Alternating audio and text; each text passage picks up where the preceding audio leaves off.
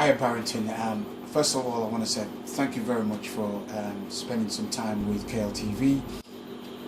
I remember maybe around 2000, I was a bricklayer, you was a company director. What was the firm you was working for again? I can't remember the firm. It was called Timber Specialist. Timber Specialist? Yeah, it was in selling to the construction market, any timber and timber-related products. I remember you and I used to sit down and have a vision and dream about what you was going to do, and you always said, I want to open up my own restaurant. I want to open up my own restaurant. I'm doing this with a vision to open up my own restaurant. And here we are now, Discovery Bay, Huddersfield. It's a fantastic place. I've eaten here a few times as well. And from what I hear from the general public, it's very, very popular. But could you just cover the journey of how you set this up? What sacrifices did you have to make before you got it up and running? It stems back from when I was 12, really. My mum had 5 boys, no girls, and there was one day she just pulled me to one side and says, I want to show you how to cook. So my mum showed me, all her words were, I don't want you to speak, all I want you to do is watch the pot. I don't want nothing to burn you, just watch the pot. But every time my mum used to have this spoon, and I used to turn around to my mum and ask her certain questions, and she used to chop me in the head with the spoon and say, I didn't ask you to speak, I asked you to watch what I'm doing.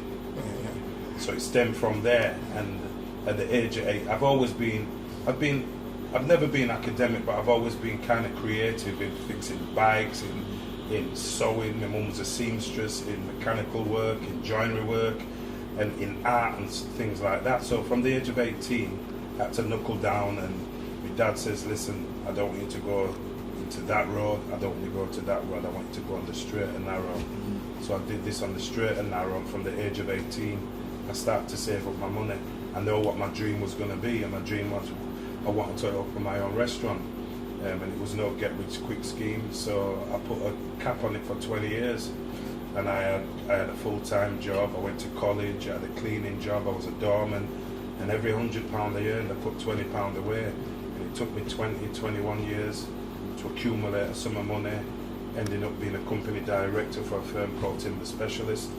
And this is where I am, this is where I started off. I got the money, I jacked in my directorship, and just wanting to open the restaurant as to be independent and open the restaurant and sell the goods to people. But it's taken me just on a fantastic journey. And certainly it has, because you've worked with Gary Rhodes, Gordon Ramsay, Marco, Pierre. Can you tell me a bit about those experiences? I mean, for instance, is Gordon Ramsay that bad with the F word? Well, or is it just for cameras? What behind the scenes, a man is just like any normal person. I mean, if he's going to get paid a certain sum of money to be one of the nastiest TV programs in British history, with a man heading it being nasty, well, that's what he does. But soon as the cameras are shot and everything's over, he's just a normal guy like us. I mean, I got a little bit of a bring-in with him because one of his best mates is Lenny Henry, and everybody always thinks I look like Lenny Henry. So before I went down on the show, he seemed to have already been all right with me. So yeah, but it's, like I say, working with these people, it's just a different experience when you're at home and watching these people on the television, and me that's passionate about cooking, and me thinking, right, I'd love to cook with him. I know you're passionate about football, you've always been passionate about football. So if somebody told you won a competition to go play football with David Beckham for a month and all expenses paid in Southern America, that's one of your lifetime dreams. Not David Beckham. I'm a Leeds fan. Yeah, me too. But you see where I'm coming from. I know what you mean. If you're passionate about something and you can cook with certain people that you see, that you admire on television, I mean, that's more than £1 million for me. Okay, and you really enjoyed the experience. But Marco Pierre White, what was he like? Marco Pierre White, again, that's another one, and I think he's trying to top the Gordon Ramsay by wielding his knife and doing what he's doing. But like I say, all I've tried to do with some of these chefs and some of these programs is get myself into the media and get Caribbean food into the media to bring that up from where we are in British cuisine right at the bottom, and I want to bring it up just that little bit of a step and step and step and step. But cooking with people like Pierre, that's one of the best chefs in the world. So if I've had the opportunity to cook with that man and he tells me certain things about my food where I can make it better, who else can I ask? Where can I get better advice from? Absolutely. Gary Rhodes, traveling around the Caribbean, what was that like? Lifetime dream. I've always wanted to go to the Caribbean, not just on a cruise, but again, lifetime dream. I mean, this show, it was for Virgin, and it was backed by Richard Branson, and he wanted something to go throughout the Caribbean. There was 18,000 chefs. We had a certain amount of interviews, and he took 2 people, me and a guy called Hassan Defoe from London.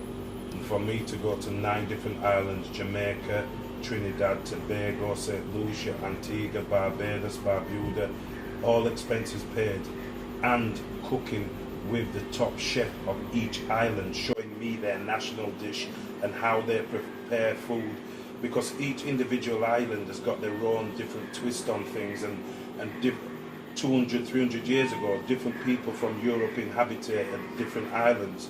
So the main people were the British, the French, the Portuguese and the Dutch. So each individual island has certain little, like if you go to Barbados, it was a British that went to Barbados 200-300 years ago. You go to somewhere like St. Lucia and it was a French, so they've got like a French Creole type of cooking. So each individual island where they say black people and all the food's the same, it isn't the same. So working with Gary Rhodes, going with him and his expertise and showing me how to make stocks and stews and certain things, it was that show was absolutely phenomenal for me. It's almost like you could learn your own African history or your African Caribbean history through tracking the foods of the different islands. Yeah. It sounds like you've had an amazing journey up until now.